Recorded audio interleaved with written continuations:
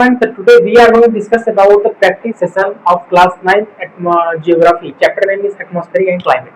इसमें हम जनरली क्या बातें करेंगे यार, आज बातें ये रहेगा कि जितना भी हमने पार्ट 1, पार्ट 2, पार्ट 3 में पढ़ा है उससे रिलेटेड जितने भी क्वेश्चन हो सकते थे, करीबन 30 क्वेश्चन मैं लेकर आया हूँ प्रैक्टिस सेशन की तरह रहेगा, जो कि 99.9% आप एग्जाम में छप सकता है।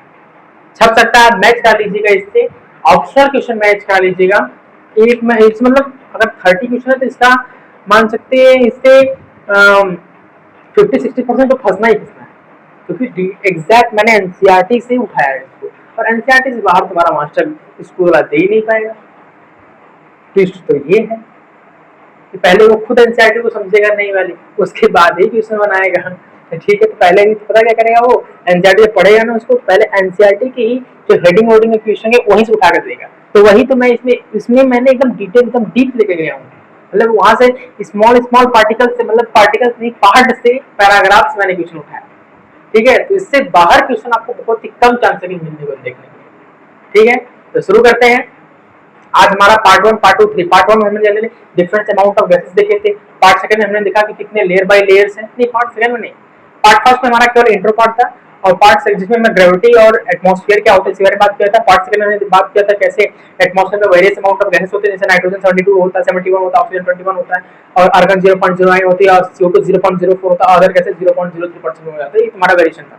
उसका मैंने पार्ट 3 में भी जस्ट कल हमने साथ डिस्कस किया है कि लेयरिंग का, कि troposphere, stratosphere, mesosphere, thermosphere, exosphere. Thermosphere में एक लेयर होती है आइनोस्फेयर। ये पार्टिकल्स मैंने बता दिए, क्योंकि 12 किलोमीटर, 50 किलोमीटर, 80 किलोमीटर, 80 से 700 एक्सोस्फेयर कहानी खत्म। इतना शॉर्ट मैंने बता दिया था तुमको। डिटेल एक्सप्लेनेशन बताया कि अरोरा बोरियलिस, अरोरा ऑस्ट्रेलिस क्या होता है। अरोरा बोरियलिस तुम्हारे नॉर्थ पोल पे, अरोरा ऑस्ट्रेलिस तुम्हारे साउथ पोल पे देखने को मिलता है। ये कहानी तुमको मैंने बता दी। अब क्या ट्विस्ट है इसमें? ट्विस्ट ये है कि अभी पार्ट 3 तक हो चुका है। अब हम इसको क्या करेंगे, पूरा जितना भी क्वेश्चन इसमें इस 3 पार्ट से हो सकता है उसको मैं आज कंप्लीट करूंगा। तो आज थ्योरी नहीं रहेगी, ओनली क्वेश्चन में छोटा लेक्चर रहेगा कि माइंड रिकैपिंग के तरह से मान सकते क्वेश्चन है। तो स्टार्ट करते हैं पहले बिना देर की, क्योंकि ज्यादा देर करेंगे तो लेक्चर लंबा होगा तो बोरिंग लगेगा। ठीक, स्टार्ट करते हैं। Question number first, atmospheric climate question practice है हमारा। कंबाइंड क्वेश्चन प्रैक्टिस जो हमने लिखा है पार्ट 1, पार्ट 2, पार्ट 3। अगर कोई स्टूडेंट ऐसा है जो पार्ट 1, पार्ट 2, पार्ट 3 को मतलब जहां जितना पढ़ा वही कर पाया, क्वेश्चन नहीं कर पाया, तो बस यहाँ इसको देखो कहानी खत्म। लेकिन अगर पार्ट 1, पार्ट 2, पार्ट 3 देखे हो तो ये तुम्हारा एक तरह से एकदम कंफर्म रिवाइज हो जाएगा, जिसके बाद वो 3 पार्ट से अगर कोई क्वेश्चन आ गया तो यूं खत्म हो जाएगा। ठीक है, अब यहाँ से इस टेस्ट, पता है इसका नाम क्या मैं रखा हूँ? इसका मैंने नाम रखा है ब्रेन पावर टेस्ट, या बीपीटी बोलता हूँ इसको। क्या बोलता हूँ मैं? बीपीटी या ब्रेन पावर टेस्ट। ठीक, स्टार्ट करें। क्वेश्चन की नंबरिंग में मत जाना, मैं क्वेश्चन खुद काउंट करूंगा, क्योंकि जो यहाँ पे ये स्लाइड जैसे लगती है तो उल्टा सफल हो जाता है क्वेश्चन, ऊपर नीचे 1 2, मतलब 10वां पहले आ जाएगा, 9वां, तो ऐसे सफलिंग हो जाता है। सफलिंग करना भी जरूरी है, मिक्स रहेगा तभी, मतलब कि कभी ट्रोपोस्फेयर से क्वेश्चन आ जाए, कभी एटमॉस्फेयर से, कभी लेयरिंग से, कभी उसके अमाउंट से। ऐसा रहेगा तो माइंड हमेशा तुम्हारा बार बार ट्विस्ट रहेगा कि हाँ इसका कैंसर, इसका आंसर क्या है। क्या सेम टाइप क्वेश्चन करा उसी फॉर्मेट पढ़े, उसी फॉर्मेट आंसर दो, कोई मजा ही नहीं आएगा। लेकिन ओवर ट्विस्टिंग रहेगा कि अभी चैप्टर के फर्स्ट पार्ट में पढ़े, अब चैप्टर के लास्ट पार्ट में चले जाओ, तो उससे रिकॉलिंग होगा कि हाँ फर्स्ट में क्या था, लास्ट में क्या था। ठीक, स्टार्ट करते हैं। क्वेश्चन नंबर पहला, different colours of auroras are produce because. बहुत सारे डिफरेंट कलर्स ऑफ ऑरोरास क्यों प्रोड्यूस होते हैं? वो तुम्हारा क्या कारण था?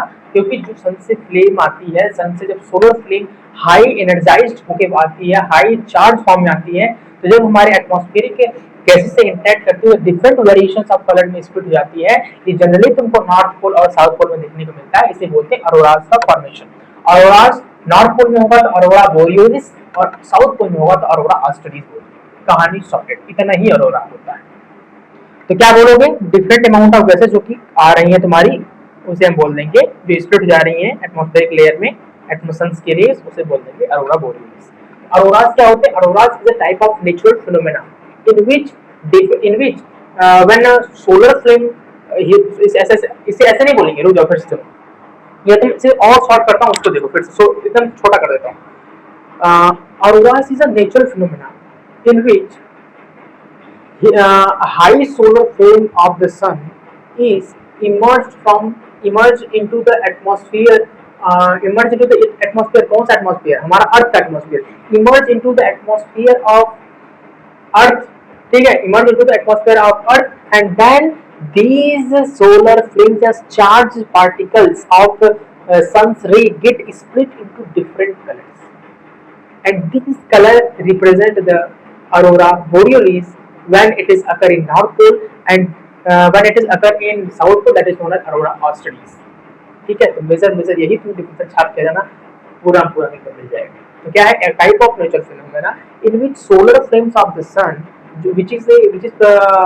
which is contain highly charged sun rays, and it get emerge into the earth atmosphere at the north pole and south pole, and then it get uh, क्या बोलते हैं उसको, and then it get बोल सकते हो split, and then it get split into different amount of colors when it is interact with our natural gases which is present in our atmosphere and produce different amount of colors, मतलब बहुत सारे अलग अलग वैसे से colour बना देंगे, और जब ये अलग अलग वैसे से कलर की प्रोड्यूस करेगा, then this phenomena of splitting different colors of sun ray when it interact with our earth atmosphere, that is known as aurora formation. Arora अगर नॉर्थ पोल में देखा तो नॉर्थ पोल में देखा तो बोलेंगे अरोरा ऑस्ट्रेलिस, और साउथ पोल में देखा तो अरोरा, सॉरी उल्टा बोल दिया मैंने, नॉर्थ पोल में देखा तो अरोरा बोरियोलिसिस, और साउथ पोल में देखा तो अरोरा ऑस्ट्रेलिस। तो ये तुम्हें मुझे बता देना, ठीक।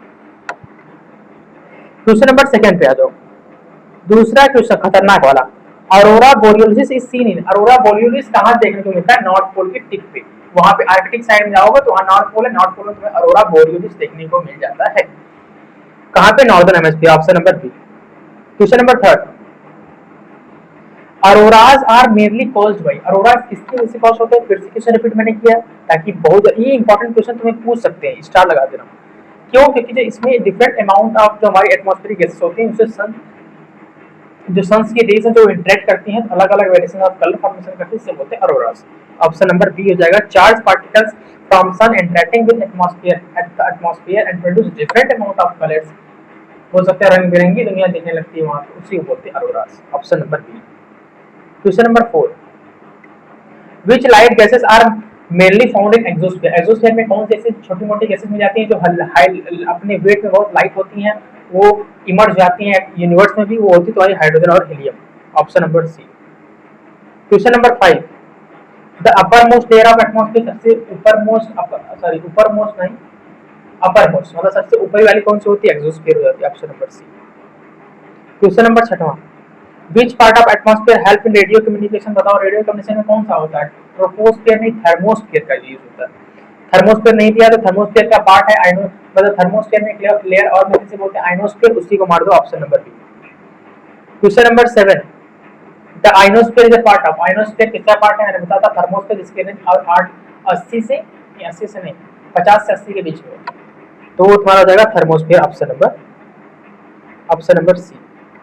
Question number 8, in which layer does the temperature increases rapidly with altitude, मतलब एल्टीट्यूड बढ़ा टेम्परेचर बढ़ा, थर्मोस्फीयर, क्योंकि हीट से रिलेटेड है। Option number C.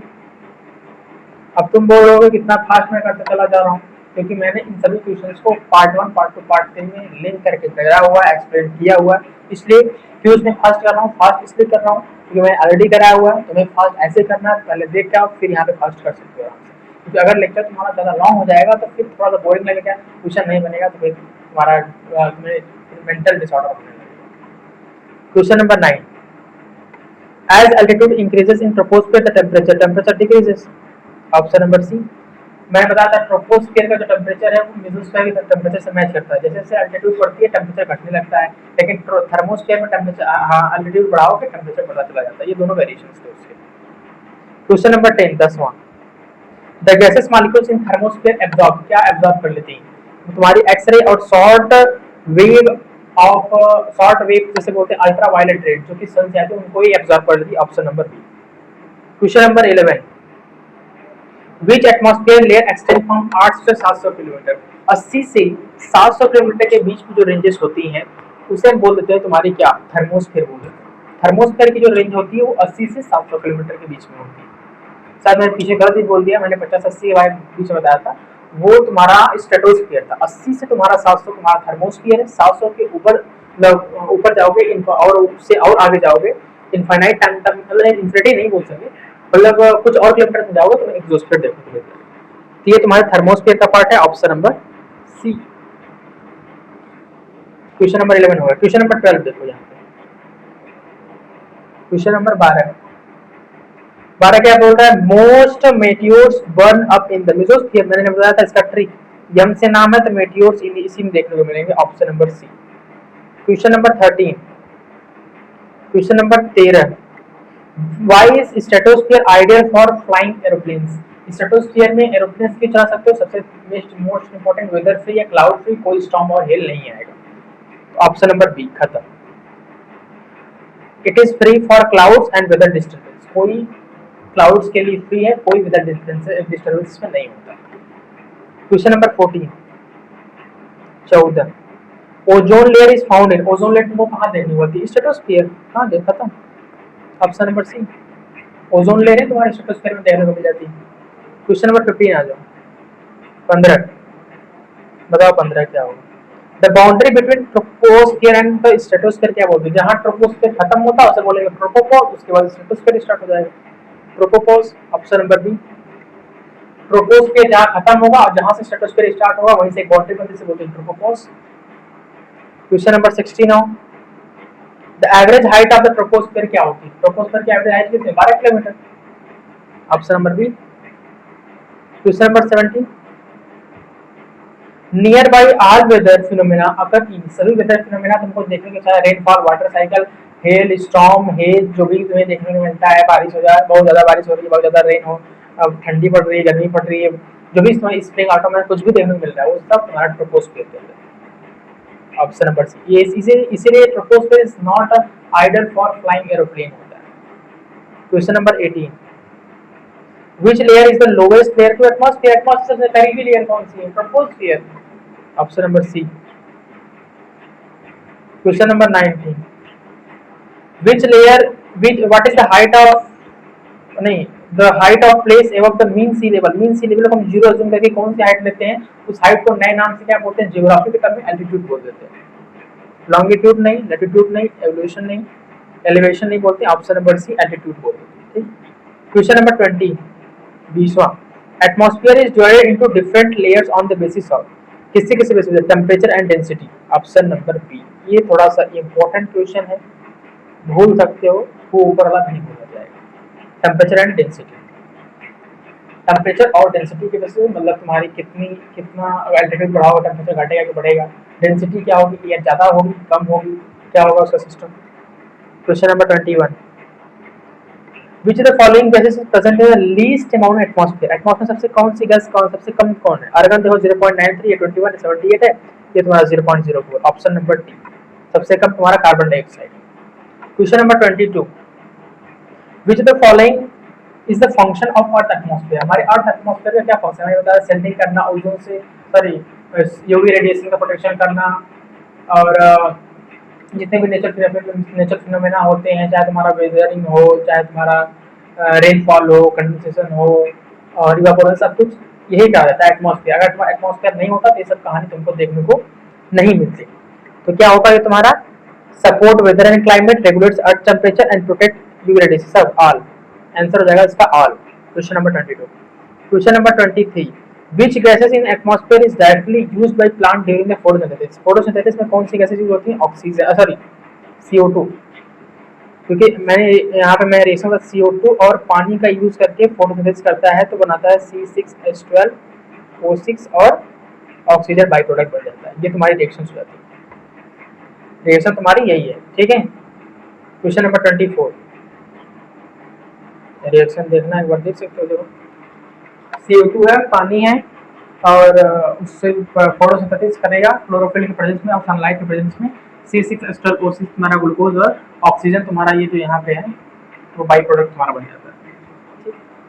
Question number 24, 24वां question, which gases is 0.93, argon, option number C खत्म। अर्गन तुम्हारा ये, और CO2 तुम्हारा होता है 0.04, ऑक्सीजन तुम्हारा होता है 21, हीलियम बहुत ही लेसेस अमाउंट में मान सकते हो, ये अदर गैसेस में जाएगा। Question number 25, which of the following is not a major component of Earth's atmosphere, earth atmosphere में कौन सा मेजर कंपोनेंट नहीं है, नाइट्रोजन 78 है, ऑक्सीजन 21 है, कार्बन डाइऑक्साइड 0.04 है। आयरन हमारे इसका नहीं होता, तो ऑप्शन नंबर डी, क्योंकि नॉट पूछा गया तो ऑप्शन नंबर डी सही हो जाएगा। नॉट पूछा गया है तो ऑप्शन नंबर डी सही हो जाएगा। Question number 26 water vapour in atmosphere is mainly help in cloud formation and precipitation. Photosynthesis में CO2 करती है, तो ये गलत हो जाएगा। Digestion, respiration, option number B,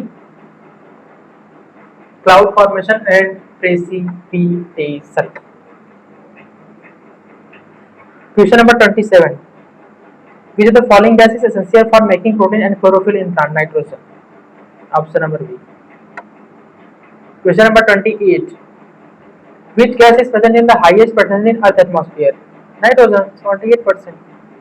option number C, argon 0.09, CO2 0.04, oxygen 21. खत्म।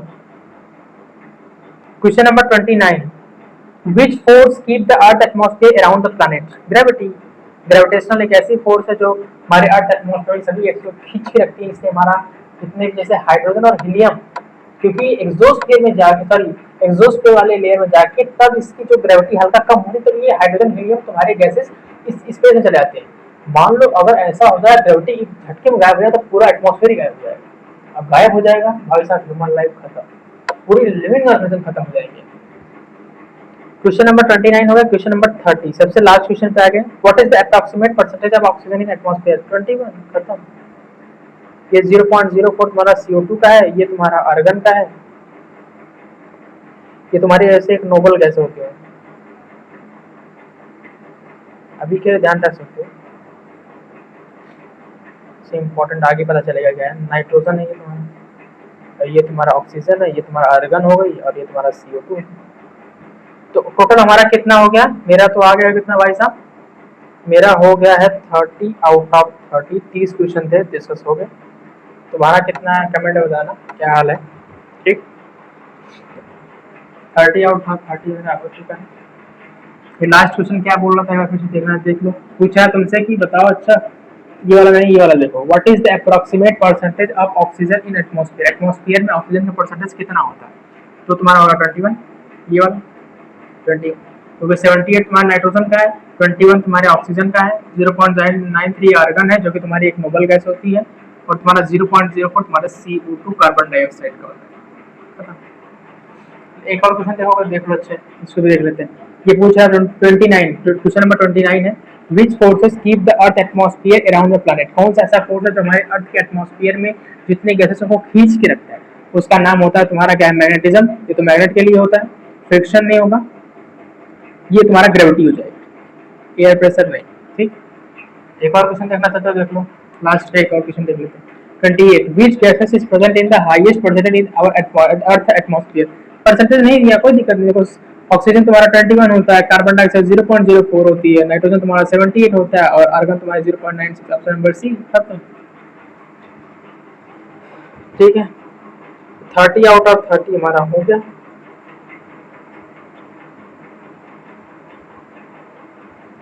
आप कमेंट करके बताइए आपका कितना सही हुआ।